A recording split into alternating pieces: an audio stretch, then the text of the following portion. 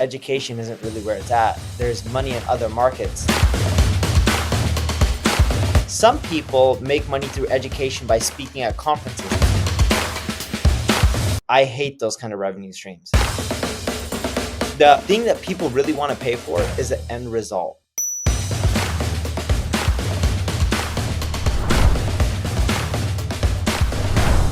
All right, so we're going to talk about if education is a good revenue stream. Neil, do you want to set the tone for this one? Sure. So a lot of marketers and entrepreneurs are making money by doing things like selling ebooks or selling courses or doing webinars and then selling them on some, educational based package, whether it's a certification even. And then to go one level deeper, some people make money through education by speaking at conferences. I used to be one of those people. Heck, I used to also be one of those people that charge for ebooks. And the real question comes to, is those kind of revenue streams good? And, curious to hear your thoughts, Eric. On my end, I think you already know the answer. I hate those kind of revenue streams. I think they're very short-sighted. They don't have most of the potential out there. There's nothing wrong with them. I think charging to speak at conferences, again, is short-sighted. And there's much, much better revenue streams. And I can go into some of them. But Eric, curious to hear your thoughts first. I don't know if you know this, Neil. If you saw the stock report from Chegg, they just dropped 40%. Pearson, which is a large education company as well, their stock tanked as well because where education is going, AI is commoditizing a lot of these education firms. I think education is going to be completely reshaped. If you do a course or if you do an ebook, I think the best thing you can do is just give it away. Instead of going for revenue, aim for reach. Yeah, so Eric has a spot on aim for reach. But to add to that, there's typically a better model than education. See, education gives people the knowledge. Knowledge is great, but as Eric mentioned, it's commoditized. The thing that people really want to pay for is the end result.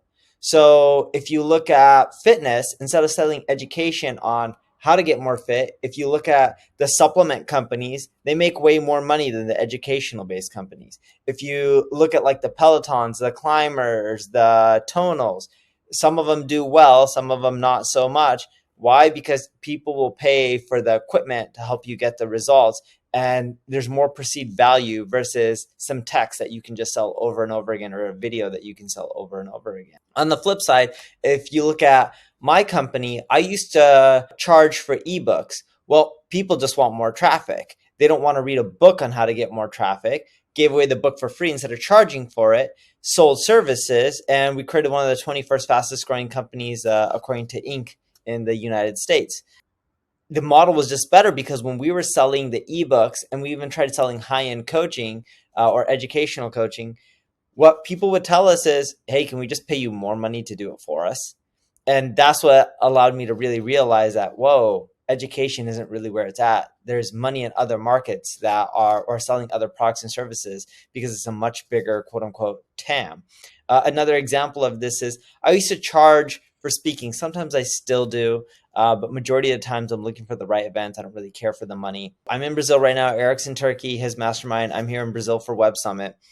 I have meetings with Whirlpool, Nestle, Michelin, and the list goes on of really large corporations. I have a meeting with their largest insurance company here in Brazil. And we have a team in Brazil. We have a whole Brazil, and we even have a whole Latin America division.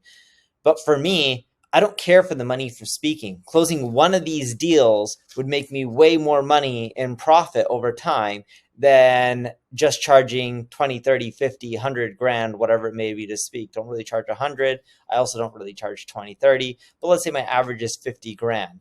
The money doesn't make sense. It's better to go try to close a multi-million-dollar contract than it is to charge $50,000 plus travel. Yep. So two more things to add from my side. So for me, it's how do I continue to grow my brand around marketing, but use my monetization vehicle, the agency as a monetization vehicle. You build the audience first, and you can lead with education there if you want, if it makes sense for you. And then you figure out a better monetization engine. What I've learned is that the grass is always greener where you water it.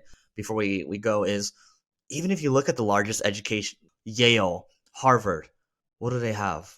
They have endowments. right? And so they take all the money that they have, and now they're just plowing. They found a better monetization vehicle, and they're just plowing it into their endowments, right? And they're getting a nice return on those. Dude, so check this out. All right. Okay, so the Harvard endowment right now is $53 billion. All right. So if someone has $53 billion, let's say the average return is, you want to call it 7%, Eric? That's $3.71 million. If you just invest in the S&P, you should average more than 7%. I think the average was 9%. But even if you take, 9%, that's $4.77 billion. You can bet they make more money and profit from that than they do from charging for people to attend college.